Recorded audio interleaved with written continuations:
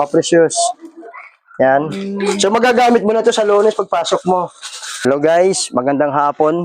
Kararating lang namin dito sa lugar nila Precious. So, ito yung sinakyan namin, kinargahan ng ng mga pinamili ko para kina Precious.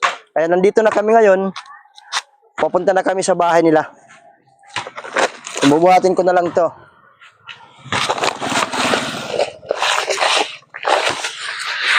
Aha! Bigat. Ano, kaya mo yan, Precious? Sige. Kawawa naman. Pwede magkisuyo. Dali mo nga yung karton.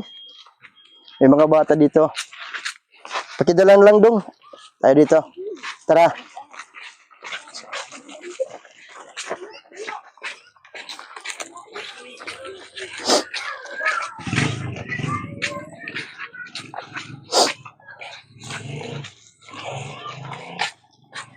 Ano, Precious? Napagod ka ba? Ha? Layo ng biyahe natin, ano?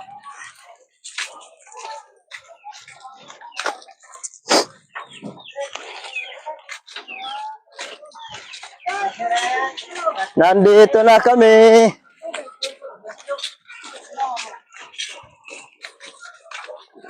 Magandang hapon. Magandang man. Yan. Ano yan? Tulog ka na? Medyo. Tulog na lang.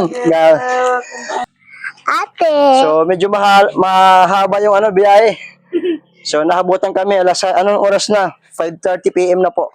At hindi po kami nakabili ng ng table at saka upuan dahil wala na po talagang oras dahil sa sobrang layo biyahe, tapos hindi ganun kadali ang mamili ng mga kailangan, lalong-lalo na kasama po namin sila Quincy. So bali dalawa sila na pinasil namin at binilhan po ng mga kailangan po nila. So medyo hiningal. Kaya hindi ko naman pwedeng iwan si Precious na uwi lang mag-isa, baka kung saan sa dalhin. Ha? Kumusta ka naman dito? Okay naman po. Ha? Okay. Opo. So meron akong dalang nagdala ko ng manok, pang ulam nyo. Ito mga gamit ito ni Precious, para to kay Precious lahat. Ito. Opo. Yan. So anong masasabi mo, Precious? Ano, Precious, masaya ka ba? Opo. Ha? Opo. So, pinto mo nga kung gaano ka kasaya nang nagpunta tayo sa Tacloban. Pinto mo sa akin. Ha? Nakilala mo sila Quincy, si Ate Quincy mo. Opo. Oo. So, ito muna. Ikaw, anong gusto mong sabihin? Ha? Maraming salamat po sa nagtulong kang Precious. Nabili ng So ito, gamit. meron ding itlog, ilagay mo doon. So sa susunod na lang na araw ako bibili ng upuan tsaka table, ha? Opo. So ito, ikaw nang bahala mag-set up nito, floor mat. Opo. Doon sa higa, bukas na ilagay mo to. Opo. So ilagay mo muna yung ibaba mo yung bata. Ilagay mo yung bata sa baba. Ilagay mo doon yung itlog. Ayan, maayos na yung bahay nila. So tingnan niyo yung loob ng bahay nila, guys. Halika tayo, dito tayo sa loob. Pasok. At meron ditong grocery. Tayo. Madilim, nasaan yung solar mo? Andyan. Teka lang. O, pailawin mo yung solar mo. Ika, ha? Ilawin mo yung solar mo. Ayan, maliwanag na. So, ito yung bahay nila. Ito yung mga grocery, ha. Maraming ulam dito. May hotdog, may sabon, panligo. Ito. Yung floor mat, ikaw na yung mag-sit up sa sahig nyo, ha? Opo. At ipasok yung bigas.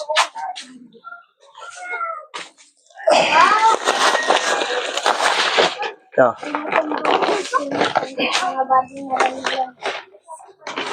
Yan.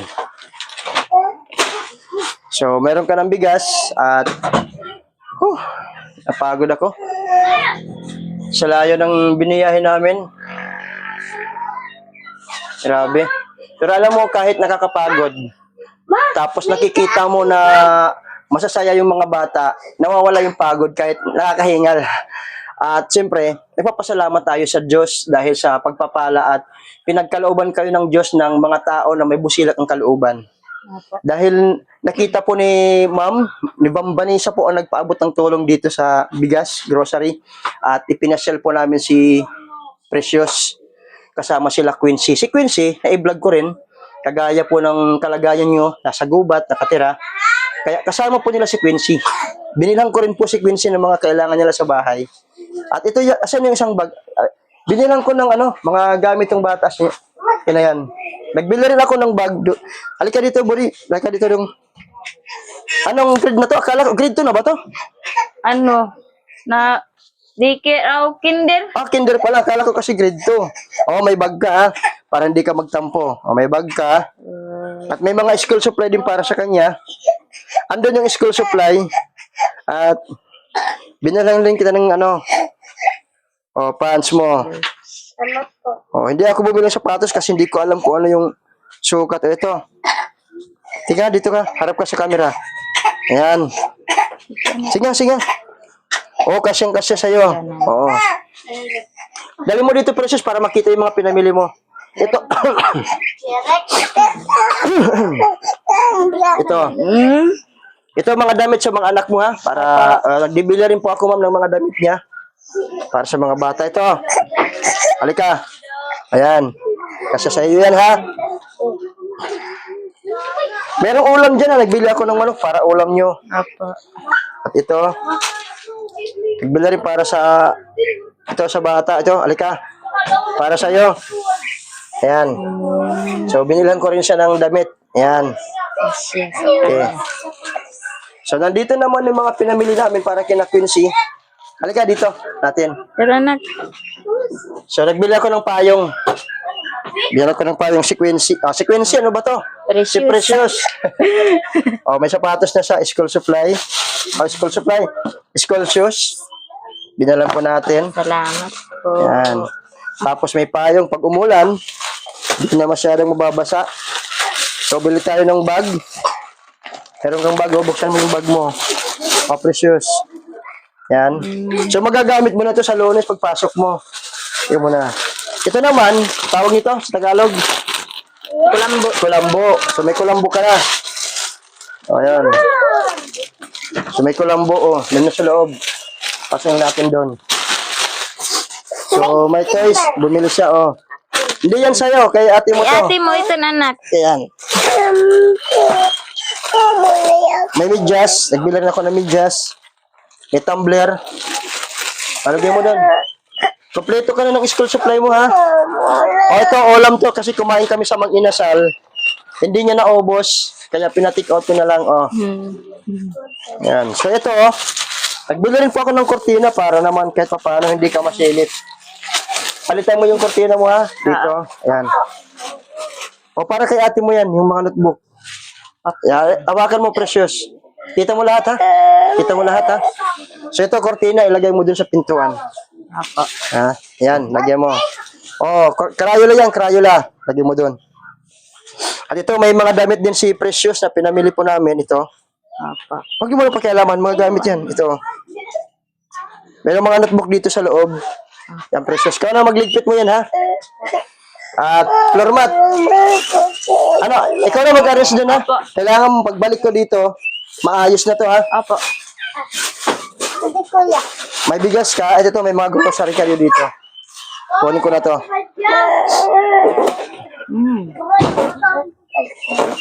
Nasagatan ka sa kutsilyo. Jadi dah anak. Yan. Saan ba yung susi ng motor ko? Wala dito, yung susi Naku, yung susi nasa kalsada. Pero sige lang.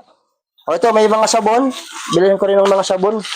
Mga kailangan nyo. Sabon. Tsaka gatas ito. May posporo. Kailangan mo posporo? Opo. May hotdog. At ito. Ito lahat. Andito yung mga dilata sa ilalim. Yan. Huwag mo na yung mga dilata. Tapos may biscuit. Ha? Pangagahan to ha. Gusto mo? Sa'yo na. Yan. Tuwang-tuwa sa'yo. Sige na, hindi na ako magtatagal. Malayo pa ako. Leia? Sige po. Uwi pa ako. Ha? Salamat yan. So, ang kulang lang dito sa inyo, table at saka yung upuan. Opo. Babalik pa ako dito at mayroon pong yung nagpaabot ng tulong sa inyo, itong mga grocery, na nagbigay sa inyo ng grocery, nais po niyang tumulong sa inyo na mapagawan kayo ng CR. Gusto niyo mapalagyan ng CR? Opo. Oh, sarili niyong CR, lalagyan kayo ng CR dito. Siguro, hindi pa ngayong buwan na to. Next month pa. Opo. Paggawan kayo ng CR. Ha? Kaya maraming salamat sa sponsor po, Ma'am Vanessa, sa pagpapaabot mo ng tulong kay Precious at saka kay kina Leah. At ito na po, nabilhan na po sila. At yung floor mat, nagbili na rin po ako.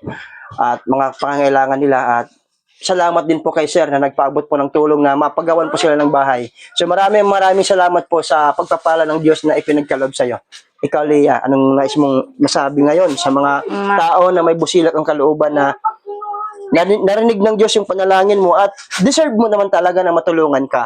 Dahil sa ngayon, single mother ka, talagang nagsusimikap ka para maiahon mo o maitaguyod mo yung mga anak mo. At ang sabi ko nga, kung hanggat kaya mo maghanap buhay, magpabayad kasi yung pagtatanim ng palay, kung kaya mo magtanim ng palay. Maggani lang. Oo, ang kaya mo lang maggani-gani. Opo. Yun ang alam mo lang. Pero marunong ka magtabas. Marunong ka ng palay. Garab. O maggarab. Oo. Oh. Pero kaya mo naman mag-sideline lang, magpapalaba para ka magkaroon ng kahit pa paano magkaroon ka ng income, ha? Opo. At yun po yung ano po namin. Ingatan mo itong bahay na to.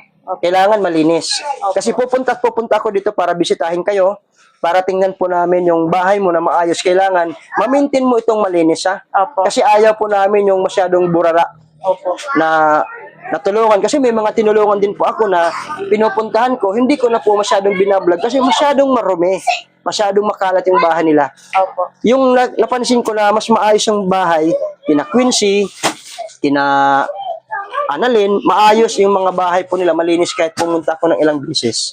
Kaya alagaan mo to, ha? Opo. So sige, magbigay ka ng mensahe sa sponsor po na tumulong po kay Precious at sa inyo at nagpagawa ng bahay. Ang masabi ko lang po, maraming salamat po sa nagbigay sa amin ng ng bahay, tapos kan Precious, ng tulong, bili ng gamit, at sana wag kayong mawala ng pag-asa, kapit lang tayo sa Diyos. Tapos, Ikaw kumapit ka sa Diyos. Sige, ano pa? maraming salamat sa nagbigay sa amin at tumulong. Pagpalain ka ng Diyos, ha? At palagi ka mag-pray. Kasi ang lahat ng ito ay biyaya siya ng Diyos. Sila po, si Ma'am Vanessa po at si Sir po ang ginawang instrumento ng Diyos para tulungan ka.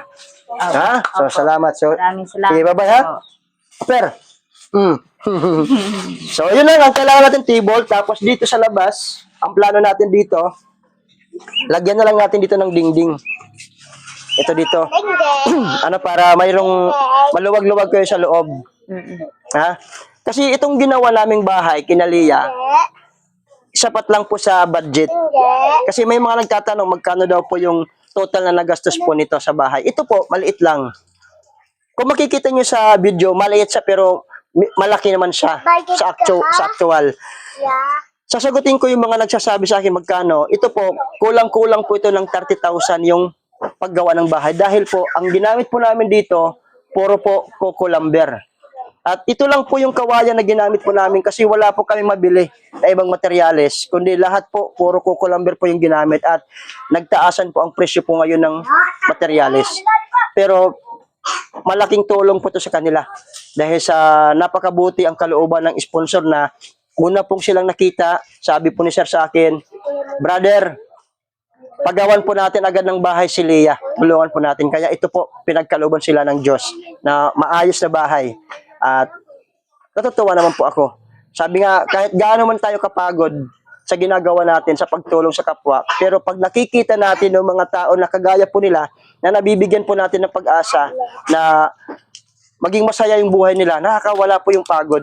At ang sarap po ng pakiramdam na nakakatulong po tayo sa mga nangangailangan. Kaya yun po yung advokasya po namin dito sa Lakwat Sir Pagbulig Vlog. Sana po i-follow nyo po kami sa Facebook page po namin, suportahan po kami at i-subscribe kami sa YouTube channel. At sa pag-follow po ninyo at pag-subscribe at panonood po ng mga vlog po namin, napakalaking tulong po yan. Simpleng paraan lang po ang pagtulong po ninyo para mas marami pa tayong matulungan ng mga tao na nangangailangan dito sa lugar po natin sa Region 8. So maraming salamat guys. Bye-bye. Bye-bye. Maraming salamat po. Okay. Nagtulong. Ha? Ito, hingi ng pera. Anong hinihingi mo? Kaka. Ha? Pera. Wala na tayong pera. Naubos na sa Tacloban. Naubos na namin. Sige. Bye-bye.